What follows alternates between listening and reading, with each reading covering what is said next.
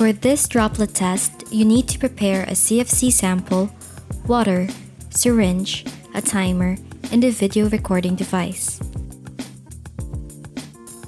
Lay the CFC flat on top of the table with the outer layer facing up.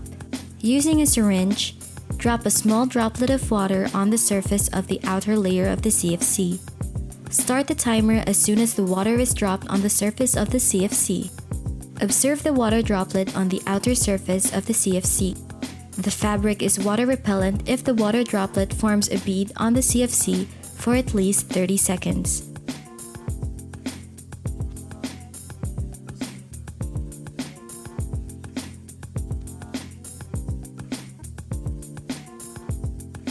Lay the CFC flat on top of the table with the inner layer facing up. Using a syringe, drop a small droplet of water on the surface of the inner layer of the CFC. Start the timer as soon as water is dropped on the surface of the CFC.